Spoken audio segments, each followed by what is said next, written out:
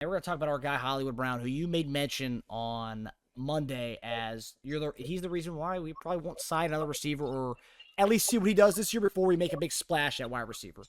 And we've seen Pat and him on the NBA hardwood go to games together, and also the rapport they're already developing on the field from all their workouts in Texas this past year. A lot of good stuff going on with those two. And Coach Reid and Patrick Mahomes are already noticing their kind of chemistry they're developing on the field, and he could possibly be the wide receiver one that everybody wants us to trade for. We don't need to trade for because we have him in-house now. But here's Andy Reid and Pat Mahomes on Hollywood Brown so far. He's another one that's a smart kid, and he just kind of gets it. And Pat and he, there's so much talking going on, which I look at, and I think that's important. As long as the receivers are willing to listen and then share what they saw, and it's accurate, you normally can develop a pretty good relationship relatively quick as you go. I've seen it the entire offseason from working in Texas till here, and I remember the first day I told guys like Drue, and I was like, hey, like he's gonna try. He tracks him down the field well, and he can really go. And I think y'all saw it today. I mean, I'm giving him chances downfield. He's making the plays happen, and the more plays he makes, the more we'll continue to give him those chances. It's a good addition to our offense.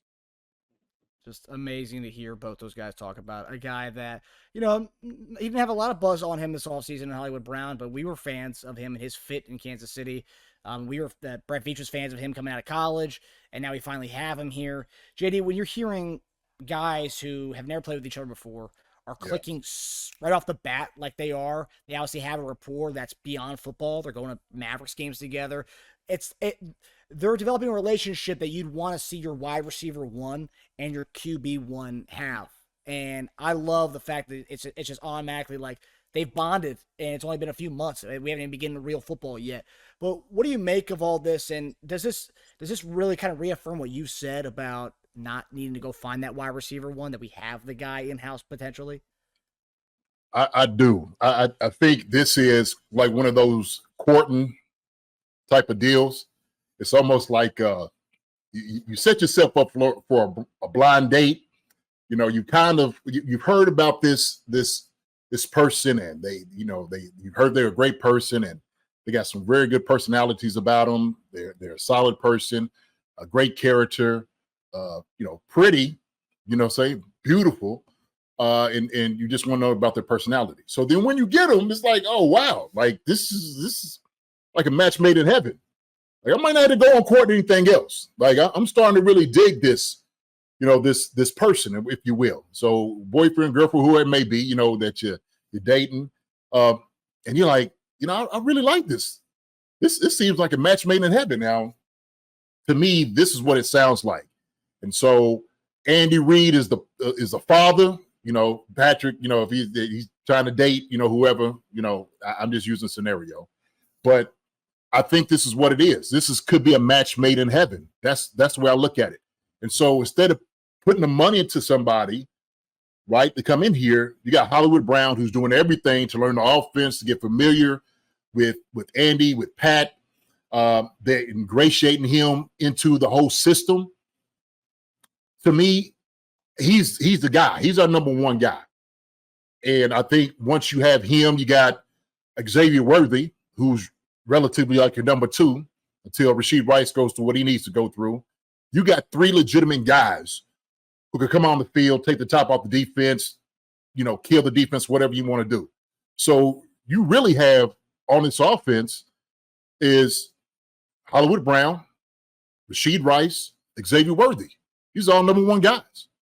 You need three legit dudes. Any team you look at right now who's been affected over the years on offense, we have three legit guys as wide receivers, right? Buffalo has some guys, come in. We used to see, obviously, back in the day when New Orleans used to have it. Jaguars had it last year. So you look at teams that had three receivers that if somebody got hurt, another guy could come in and you wouldn't dip in as far as talent and whatnot. And not to mention we got the best tight end in football. So I think to when you're doing things like this, it is built on the rapport for success. This is what success is built on, right? It's all about relationships. So this is perfect to me, man. This is the way I feel about this. So when you hear, so obviously it's their first time playing with each other this year. the last few months, and they've had. We were excited about them working on Texas like the day after he was signed, and I Yeah. think that set everything up. But when you hear Andy talk about the communication that they already have on the field together, that like Hollywood can go back to Pat and voice what he's seeing out there, and there's kind of that communication. Is that rare and surprising for a guy to already have that kind of that rapport with the quarterback? Like what a month in, is that rare? Uh, is it rare? No. Well, the only reason it's rare, at least during my day, is because guys would work out, but you wouldn't really see guys go work out with the quarterback as much as it was as this day and age. These guys are a little bit more tighter. Social media brings guys together. You don't have to get somebody's personal, landline phone or whatever to call them like, hey, man, let me DM you. Hey, let's talk about, you're going to be down in Texas? Yeah, I'm going to be down in Texas. Where you at? Dallas? Shoot, let's make a quick little trip. So I think it's a little bit more convenient for guys this day and age for guys to work out together. Pat specifically is doing a great job of bringing these guys in and saying, hey, look, let's go in and start working out together so we can get, build a relationship, so we can get the time and the stuff down. I want you to be able to get the scheme as quick as possible so you can be effective, so we all be effective. So I put a lot of this on Pat, trying to, really orchestrating all of this, to be honest with you.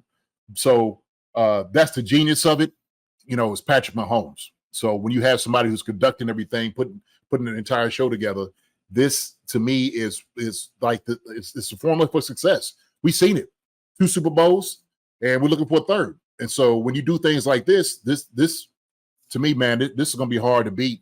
It's going to be hard to beat, especially when you get these guys on the same page. You can look at maybe last year, where we did see a little bit of guys going to work out with Pat, was more like Rashid Rice. Okay. Guys will come and show up every once in a while, but we're seeing a little bit more consistency with Hollywood Brown doing it with Pat. Right. And so same thing, Hollywood Brown working out with Rashid Rice. So it's important to them. I think not only is this something that Pat and Andy wants, I think it's something Hollywood Brown wants too. Why go to a third team when you don't need to? Show everybody what you can do. This is a prove-it year. Fine. I'm going to prove to everybody that I deserve to be here. Hollywood Brown becoming a Chiefs player, for the history is something that we can start talking about now. Okay. And so I think he's comfortable being with Pat and Andy, and he's found a home. That's the way I look at it, man. And hopefully this is how he feels about the whole situation at this moment. So I hope this is something, man, Marcus, that we're building on to for the rest of this history. I want him to be here for the rest of his time too, right? So Me too. Me too. And I think the one thing is, it's like you and I talk about the reset aspect of it. I know it's a 1-year deal. Yeah, I think it's more of a prove it for both sides. Like, hey, let me prove myself so I can get a bigger contract. Maybe not to the likes of what Tyreek Hill wanted, but a better than 1 year up to $11 million contract is what he's getting this year. But I think it's beneficial for both parties, where we can see how he does in our offense, because he totally fits our offense. Yeah. But then we don't have to, in the following years, by re-signing him, we don't have to bring in another guy, have to reteach the offense to another guy. If he's successful in this offense and he proved it this coming year, that's like, okay, sign him for the long haul. But my question to you is, JD, because obviously only a few years ago he was drafted to be the number 1 guy in Baltimore, and he's the only receiver that Lamar Jackson's had who had 1,000 yards receiving. Tight end Mark Andrews did have that, but as far as receiver-wise, he was the only one to do that. And then he goes to Arizona. He was supposed to be the number 1 guy with Kyler Murray. Injuries happened for both guys, Murray and him. But why is it that a lot of Chief fans don't really see him as a number 1 receiver? Don't see Hollywood Brown as a number 1 guy.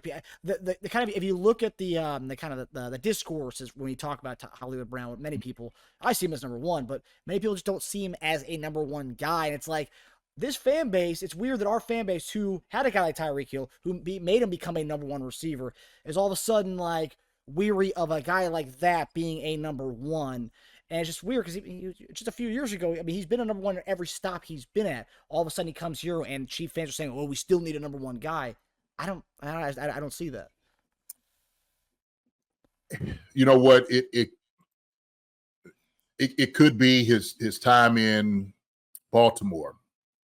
Might have rubbed some people the wrong way. And so sometimes people are looking into it and saying, well, look, was this guy dedicated to saying he was the number one guy? And if he was the number one guy, is he going to abandon us and say, well, look, I don't like the offense. I'm not getting the ball like I expect. Now you're going to another place where you have a number one tight end who's catching the football, who maybe have more passes and whatnot, may be looked at more than you. But to me, if people are saying that, I haven't really seen it. I'm sure it is some discourse and people may not like the move. But to me, I don't see anything but positivity, to be honest with you. How can you not be optimistic of having somebody like this come up, on your team? And maybe it's time in Arizona, right? Some people could be, oh, well, Arizona, he didn't really do that well. He got hurt and, he didn't really show out like a number one wide receiver. So, people's going to have opinions about particular things, man. To me, let's celebrate the guys that we have. Hollywood Brown is a baller. We know that. He was a baller when he was in with the Ravens. So if he continues to do what he did then, man, how you can't be happy for a guy like that? He looks like he's a lot stronger too. His body looks like it's matured. He's legit. He's a legit guy. So if somebody is saying these things about Hollywood Brown, he's not a legit wide receiver? Well, it's not so much. It's not so much that they're not saying he's what I've seen is that we need another guy because what we have isn't enough, and it's like, well, oh yeah. I mean, you and I talked about from the veteran point of view, not that we don't have the high end talent because we you and I both see Hollywood Brown as high end talent, but it's people are saying it's not DK Metcalf, so to speak, but a guy like DK Metcalf where we need to bring in a guy like that. It's like we have the number one, the premier talent, so it's like we don't need another premier talent guy at receiver. We need maybe another veteran to kind of like a Robert Woods type of guy who who's been seasoned, who's been around the block. We don't need another home run hitter because I think we do have the home run hitters in the room. Well, so let's say that people are looking at him almost like, if you're looking at tiers, some would say he's maybe a second tier receiver, right? So you're looking at all your number one guys that's in the league that are elite number one receivers. Do they put him in that category? Is maybe one of the questions. And so maybe they want somebody else. They want one of those, number one tier guys. Okay. So everybody got their rating, how they look at certain guys. I'll tell you this, for those guys and the number one tier guys, they cost a lot of money. And we see what they're doing right now. We see it up in Cincinnati. We see how everybody's getting signed everywhere else. So if we're looking at him as being a second tier wide receiver, which I think he's a number one wide receiver, no doubt about it, he's going to be a number one to whatever team he goes to. It bodes well for us. It does.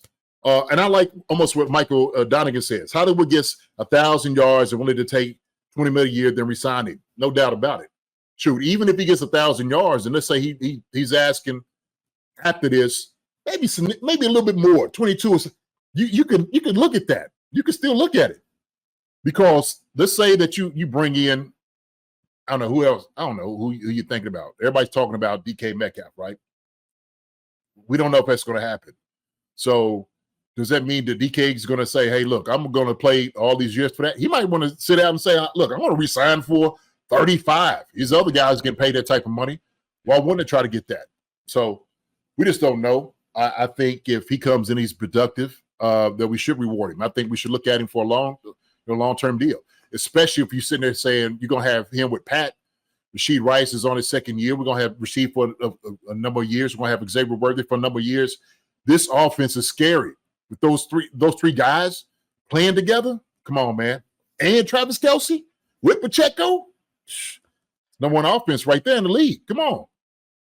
What's the what would you say the ceiling is for Hollywood Brown? Pending he's healthy all season. What's the ceiling for him? Oh man, man, shoot, because we got to divvy the ball up. Sometimes that's what we do. So we're looking at what 85, 90, possibly. You can say that.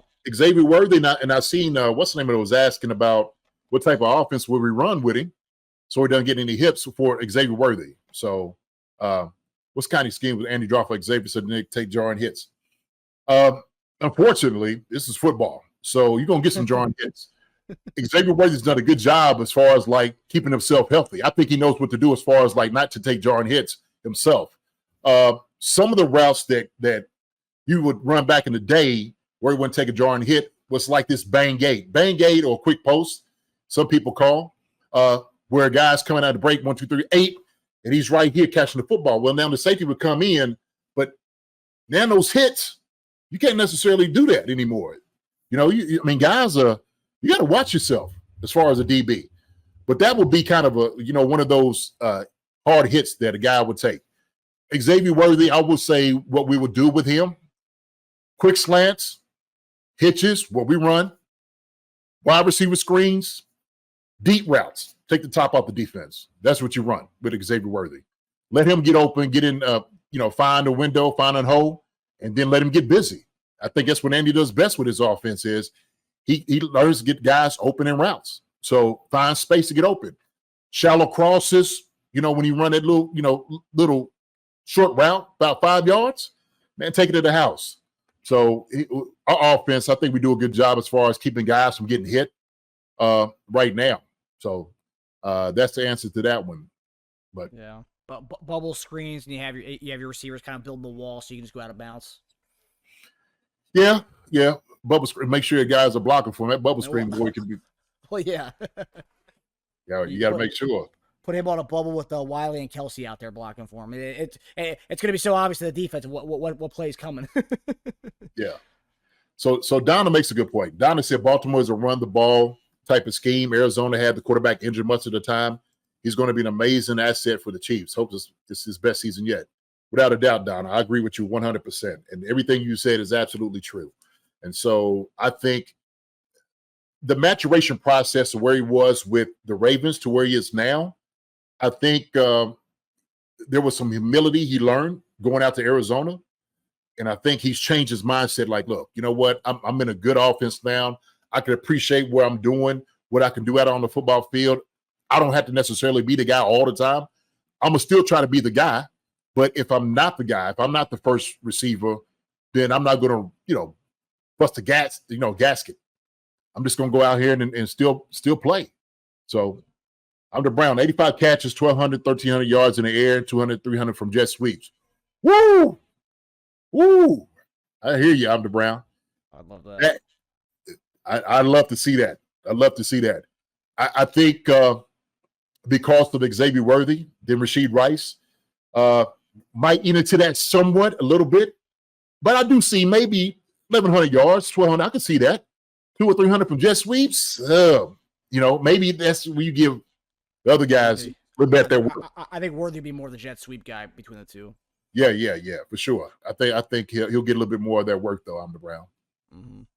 Yeah, I definitely do think it's going to be around 1,100 yards for him as long as he stays healthy. And we talked about this before. The fact that he's coming into a team that had Greg Roman as an offensive coordinator.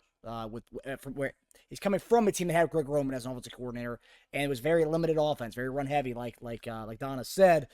And also, too, the superior arm talent that Patrick Mahomes has versus Lamar Jackson. I'm not knocking Lamar Jackson's arm by any means, but Mahomes is one of the more powerful arms in the league. And, being able to, and he's talked about it at length already the last 2 weeks, it's like we can actually throw the deep ball again. And Hollywood was built for the deep ball. Mahomes was built to throw the deep ball. And Andy wants to throw that deep ball. And we couldn't do it last year. And now we have a few guys who can do that, but Hollywood Brown being the top guy for that. So, yeah, it's a beautiful pairing on both accounts, and hopefully, like you said, hopefully it's one that can stick around for the next few years in a long-term deal when the season's over. Yeah, me too. Got some good people in here, man. Don Peterson, welcome, Don. Good to see you, my brother. DeMontel, Green Beans. Listen to the last tapes of Nas. Woo! Okay, you banging tonight then. I see it. Yeah, definitely banging. Nas, man, you can't go wrong with that. Never. Sad Flip 969, SA Flip, whatever. What's up, Marcus and Jason? What do you both think about our running back room? Are we set, or should Veach keep shopping to help open up our passing game and rotational purpose for Pop? So I think we're good. I like our room where it is. Pacheco, CH are two legit guys. We got some guys that's in the room right now, undrafted free agencies. Daenerys Prince is there. I think these guys are going to get a legit look to see what they can do. right? And so same guy, the Goldilocks, I'm gonna call him Goldilocks. All right, my man from UCLA, he can take some of those reps. Okay, he can pass block, he can run hard, he can make somebody miss. He's a legit guy. Do we use our guy LRZ, right? Marcus, what do you think, Marcus? What do you think? You're setting me up for that. You're setting me up for this. he catches a swing. He catches a swing pass out of the backfield last week in one of the videos they posted on the Chiefs Twitter account. Everyone's going nuts. Everyone's going nuts about it. It's like, come on. I mean, like, guys, again, this is very basic stuff with no pads, no hitting. It's a swing pass. I mean, come on. But yeah, I do think Carson Steele, there is some legitimacy to that as far as being a guy who, can play the role of fullback. You can also put him back there as a tailback. So I mean, I do think there is something there with Carson Steele. I do like the kind of the where you can put him in different slots on the offense. So yeah, I like Carson Steele. Obviously, I like Pacheco and I like CH if we utilize him in the passing game. Oh yeah. So we got a little hater done showed up in here. LRZ looks uncomfortable securing the ball. Only time will tell. Now look, I did see a couple of videos that he's still holding the ball like he does a rugby ball. Like it's not the 5 points on a football like he should hold it. He still got it like carrying. I got a football in here somewhere. I should have a football. Well, he's holding it sort of like this, right? He's still holding it, kind of running this way, as opposed to getting it right there on the nose, securing it, tucking it right there in that where it's just not knocked out. And the thing is, when these pads come on, you hold it like that, like a rugby ball. Hey, sucker's gonna go off like fireworks. He'll learn. So see, I've seen that too. So he said it's seen it, yeah. So I remember seeing the video. I'm like, they better correct that immediately, right now. And I think when all it is reps. It's like, hey, you take this football home, you hold it like this all the time. Do you remember the program? You remember the program, Marcus? Yeah. See him when not Tay Diggs, Omar Epps was a running back, and he had to hold it because he was fumbling in practice, and he had to sleep with the football. He had to go up, and that's all classes with it. Yeah, I think it's what you have to do with LRZ. That's what you have to do. Yeah. No, Marcus is not prejudiced, Wendy, against LRZ. I think what Marcus is doing, Marcus is withholding little optimism until he sees a little bit more. Am I right, Marcus? I don't want to speak for you, my brother, but yeah, it's pretty much it. I just see too much of LRC's our third down backs. Like, no, he's not. Like that you're trying to make him. There's certain people who are trying to make him like to be this guy that he's not yet, and he could very well turn into that. But right now, he's far from it. And quite frankly, we don't even know if he's far from it or not. We need to see him with pads on. And like you said, the way he's holding the ball right now, that may indicate some other things. And also, he's running a bit high as well too. I mean, his pad level, not even pad level. He's running with, without pads right now, but like he's running a bit high as well. So if we are going to play him in that running back role, it's a little bit high for that. So I mean, there's a few things and there's many nuances. Yeah, he could be great. He could be a great flag football player, amazing. But as far as playing, it's an Olympic sport now, JD. If it doesn't work out, he can go play on the Welsh flag football team in the Olympics. I got you. I tell you what, the thing is, he'll bode well for us because he didn't really take a roster spot. He can still learn. He's learning. It's a learning process. So it'll take some time. He'll get it. When the pass come on and he's still running up high, he'll learn real quick. I guarantee it. And I tell you what, linebackers and everybody like, man, he's running too high. So how about we cut him down a little bit on this? So Don Peterson, the program. That's it. That's right. Yeah, that's it. So yeah, that who will be our third down back? CH ain't it? CH is gonna be there. It's gonna be the third down back. For the people who are saying LRC is gonna be the third down back, you better be right for CH to be the third down back. He's gonna be the guy. Yeah, no doubt about it. No doubt about it. So Andre said, "But it's not flag football." Olympic sport. Now it's 2028. I'm telling you, if things don't happen for LRC, 2028 flag football team of the Welsh team. I can see him being that guy for them. Yeah. You can hold the ball any way you want to in flag football. Oh yeah. Prince, baby. Yeah, I like Prince. I like Prince. And Wendy, I know you were just messing with Marcus, but you know, it's funny, you know, to say these things. But it's good. I think I do believe that he'll give something. He'll give something. He's got some time, man, to be able to see him until we get to training camp, for sure. But why not try him out? Why not put him out there to see what he can do? So I'm excited, man. Can't wait to see it. Yeah, he'll be one of those guys. It'll be interesting to see what happens in training camp with him, just to see him like kind of his growth, his progression. Because I mean, this year is like a redshirt year for a lot of the international guys. It's a redshirt year for him. He's learning the sport. Can't really expect him to be a third down back like a lot of people think. So, hi everybody, thanks for watching. Subscribe here to get the latest from the show. Also, be sure to check out the best clips from Chief Concerns. And if you prefer to listen to the show, subscribe and follow us on Apple Podcasts, Spotify, and anywhere else you get your podcasts.